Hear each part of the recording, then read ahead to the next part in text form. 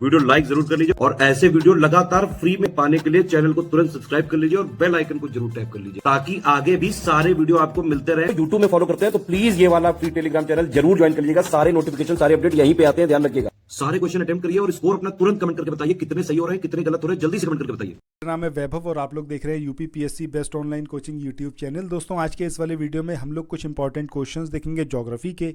सो अगर आपने अभी तक चैनल को सब्सक्राइब ना किया हो तो ज़रूर करिए ताकि ऐसे वीडियोस आप डेली बेसिस पर देख पाएँ, और नोटिफिकेशन बेल के आइकन को ज़रूर प्रेस करिएगा ताकि नोटिफिकेशन आपको मिल पाएँ। अच्छा देखिए, ये जो आप क्वेश्चन देख रहे हो ना, ये हमारी पूरी सीरीज़ है जिसमें हम 3000 से ज़्यादा क्वेश्चन को कवर अप करेंगे ज्योग्राफी के।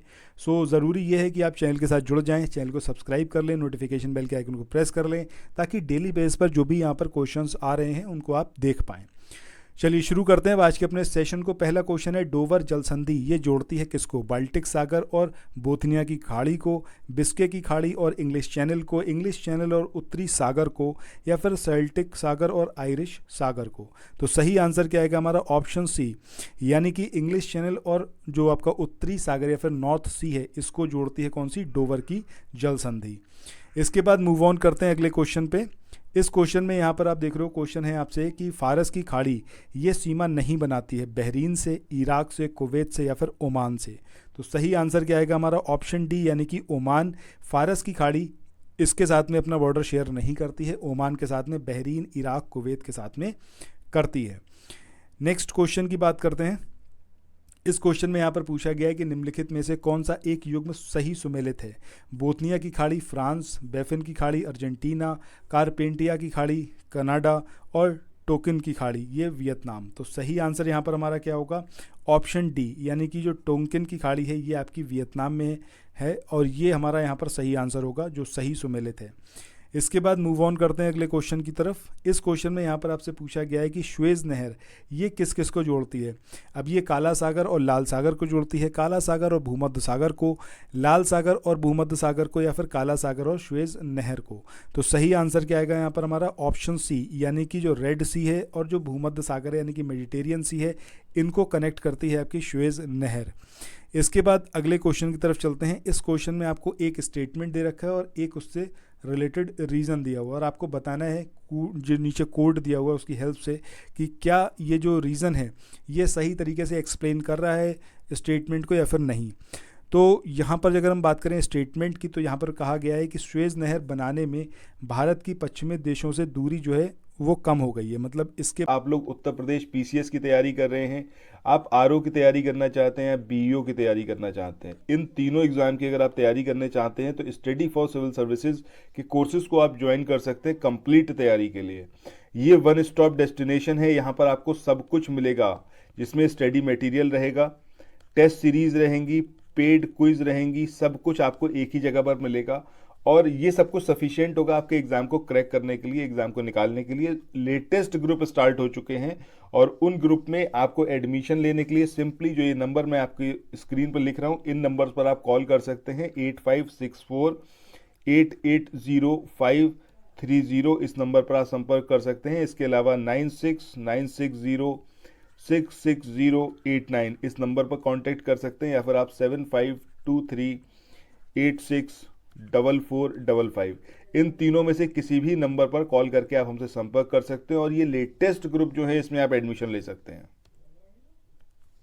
बनने से इंडिया की अगर हम वेस्टर्न कंट्रीज़ में जाएंगे तो इंडिया की जो डिस्टेंस पहले थी उसके कंपैरेटिवली अब ये कम हो गई है। रीज़न क्या है? रीज़न है कि स्वेज नहर भूमध्य सागर को लाल सागर से जोड़ती है।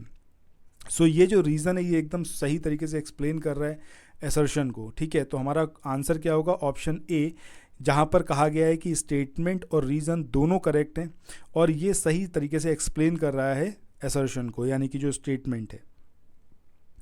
अगला क्वेश्चन ये भी आपका स्वेज नहर के बारे में ही है। इसमें पूछा गया है कि स्वेज नहर के बन जाने के बाद भारत और यूरोप के मध्य की जो सामुद्रिक दूरी थी, यानी कि अगर ओशियन के थ्रू अगर जाते हैं जो डिस्टेंस पड़ती थी तो कितनी उसके अंदर कमी आई है? 5000 किलोमीटर, 7000 किलोमीटर, 8000 किलोमीटर या फिर 10,000 किलोमीटर। तो सही आंसर क्या होगा हमारा? ऑप्शन बी, यानी कि 7000 किलोमीटर का जो डिस्टेंस था वो रिड्यूस हुआ है स्वेज नहर के बनने से, जब इंडिया से यूरोप जाया जाएगा तब। इसके बाद अगले क्वेश्चन की बात करें। इस क्वेश्चन में पूछा गया है कि निम्नलिखित में से कौन संसार की सबसे बड़ी पोतवाहक नहर है। अब ये कील नहर है, ये पनामा नहर है, सू नहर है, या फिर ये आपकी श्वेज नहर है। तो सही आंसर क्या आएगा हमारा ऑप्शन डी यानी कि श्वेज नहर। ये दुनिया की सबसे बड़ी पोतवाहक नहर है। इसके बाद मूव ऑन करते हैं अगले क्वेश्चन की ओर। इस क्वेश्चन में पूछा गया है कि सू नहर ये जोड़ती है किसको, तुरान और ओंटेरियो को, बंगाल त्रिपुरा को, सुपीरियर मिशिगन को, या फिर सुपीरियर और हॉर्न को। तो सही आंसर हमारा क्या आएगा ऑप्शन डी यानी कि सुपीरियर और हॉर्न, ये जो दो झीलें हैं इनको ये कनेक्ट करती है सू नहर, याद रखिएगा। इसके बाद मूव ऑन करते हैं नेक्स्ट क्वेश्चन की ओर। इस क्वेश्चन में यहाँ पर पूछा गया है कि निम्नलिखित में से कौन सी नहर दक्षिणी जर्मनी में आंतरिक जलमार्ग के रूप में प्रयोग की जाती है। ये वोल्गा डॉन नहर है, ये सॉल्ट सेंट मारी नहर है, ये लुडविंग्स नहर है, या फिर ये सफ़ेद सागर नहर है। तो सही आंसर हमारा क्या होगा ऑप्शन सी यानी कि लुडविंग्स नहर। ये जो है आपकी साउथ जर्मनी में आंतरिक जलमार्ग यानी कि जो इंटीरियर वाटरवे है उसके रूप में इसको यूज़ किया जाता है, लुडविंग्स नहर को। इसके बाद नेक्स्ट क्वेश्चन की तरफ चलते हैं। Just a second. इस क्वेश्चन में आपको दो सूचियां दे रखी हैं, ठीक है। अब आपको जो है इसमें नीचे कोड जो है, कोड की हेल्प से आपको बताना है कि कौन सा यहाँ पर सही होगा, ठीक है।